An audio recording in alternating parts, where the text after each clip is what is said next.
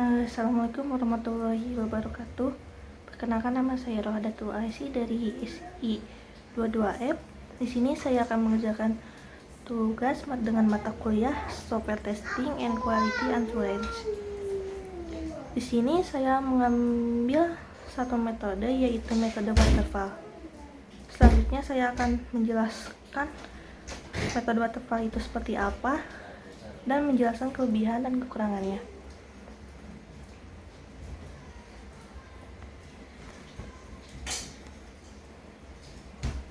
Metode waterfall merupakan salah satu metode SDLC yang paling klasik dan banyak digunakan. Metode ini mengadopsi alur kerja yang berurutan dan sistematis seperti air terjun yang mengalir dari atas ke bawah. Ini adalah contoh gambar yang di dalamnya terdapat tahapan-tahapan metode waterfall.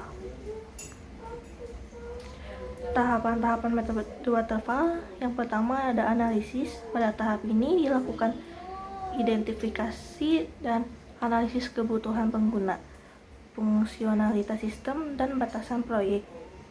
Yang kedua ada perancangan. Tahap ini fokus pada perancangan arsitektur sistem, desain antarmuka, dan database. Yang ketiga implementasi. Tahap ini melibatkan proses coding dan pengembangan perangkat lunak. Yang keempat pengujian. Dilakukan pengujian untuk memastikan sistem bebas dari bug dan sesuai dengan kebutuhan.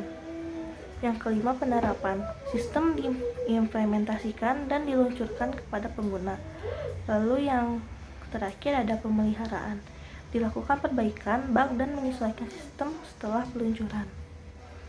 Selanjutnya ada kelebihan metode waterfall.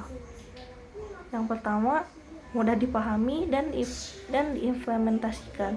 Alur kerjanya yang berurutan mudah dipahami dan diimplementasikan oleh tim pengembangan. Selanjutnya, dokumentasi yang jelas. Setiap tahap menghasilkan dokumentasi yang jelas sehingga memudahkan proses pelacakan dan audit. Yang terakhir, struktur yang terdefinisi. Struktur yang terdefinisi membantu mengendalikan proyek dan meminimalisir resiko. Selanjutnya ada kekurangan metode waterfall. Yang pertama, kurang fleksibel, sulit untuk kembali ke tahap sebelumnya jika terjadi perubahan atau kesalahan. Selanjutnya, tidak cocok untuk proyek dengan kebutuhan yang berubah-ubah. Jika kebutuhan pengguna sering berubah, metode ini dapat menjadi kaku dan tidak adaptif.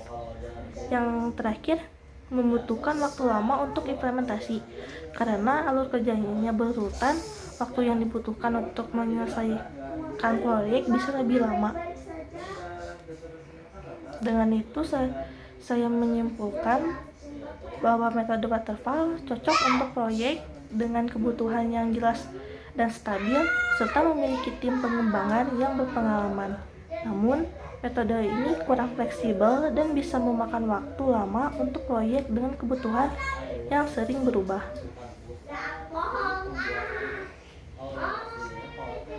Di sini saya akan menyebutkan salah satu contoh proyek yang menggunakan metode waterfall dengan judul penerapan metode waterfall dalam perancangan sistem informasi pengawasan proyek berbasis web.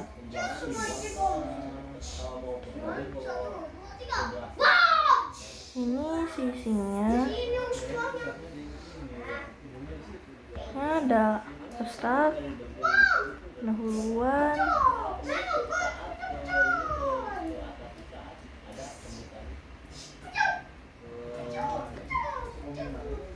ini ada telaah pustaka. Pertama, perancangan. Tahapan perancangan memiliki tujuan untuk mendesain sistem baru yang dapat menyelesaikan masalah-masalah yang dihadapi perusahaan yang diperoleh dari pemilihan alternatif sistem yang terbaik. Lalu yang kedua ada pengawasan. Pengawasan ini adalah suatu proses di mana pimpinan ingin mengetahui apakah hasil pelaksanaan pekerjaan yang dilakukan oleh bawahannya sesuai dengan rencana, perintah, tujuan, kebijakan yang telah ditentukan. Jelasnya pengawasan harus berpedoman terhadap hal-hal berikut. Yang pertama rencana, kedua perintah, tujuan, dan yang terakhir kebijakan yang telah ditentukan sebelumnya. Nah, selanjutnya metode penelitian. Ini adalah gambar kerangka penelitian. Di sini ada masalahnya itu apa yang dijelaskan dengan 3 poin, lalu solusinya,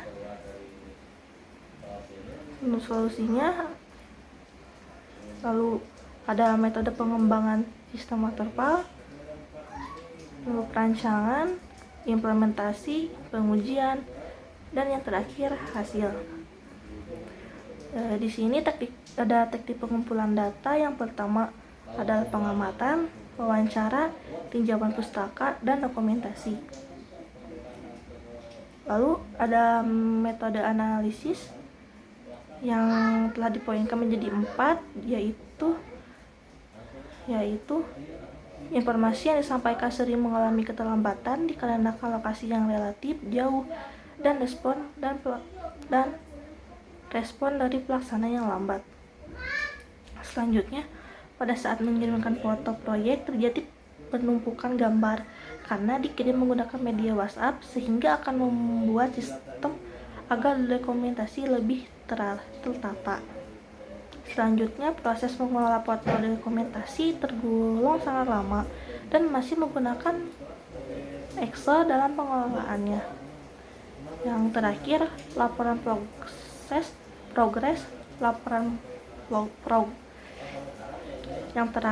Laporan progres harus dicetak terlebih dahulu agar bisa dilihat oleh manajer, sehingga dibuat bentuk sistem agar progres pekerjaan dapat dilihat secara kontinu tanpa harus melakukan pencetakan berulang.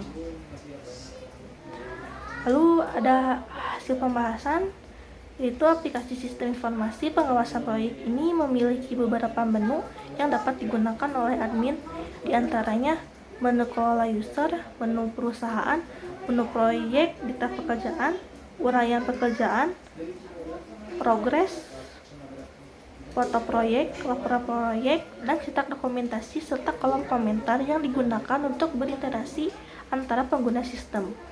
Dalam sistem ini, admin mempunyai hak akses penuh dalam menambahkan data, merubah, dan menghapus. Aplikasi sistem informasi pengawasan proyek ini memiliki beberapa menu yang dapat digunakan oleh pelaksana, diantaranya detail pekerjaan, input progres, foto proyek, dan cetak dokumentasi, serta kolom komentar yang digunakan untuk berinteraksi antara pengguna sistem. Dalam sistem ini, pelaksana mempunyai tugas menginput data, perkembangan proyek, dan mengupload gambar proyek yang mereka kerjakan. Lalu di sini ada tampilan halaman login. Ini tampilan halaman proyek. Lalu ada tampilan gambar halaman uraian pekerjaan. Tampilan halaman cetak laporan. Ini adalah analisis kelayakan dimensi usability.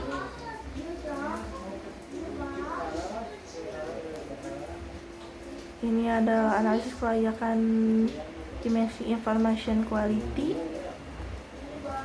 Ini adalah analisis kelayakan dimensi interaction quality.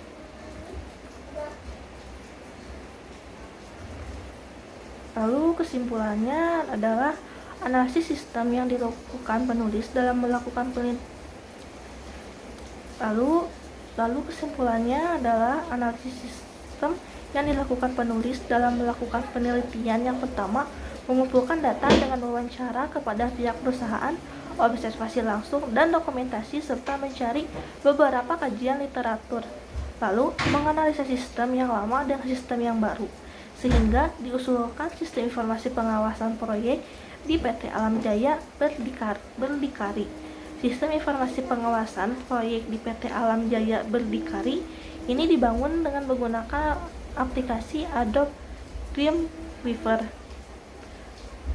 database SQL, metode pengembangan sistem menggunakan metode waterfall, desain sistem menggunakan UML, dan bahasa pemrograman menggunakan PHP.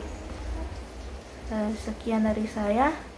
Terima kasih. Wassalamualaikum warahmatullahi wabarakatuh.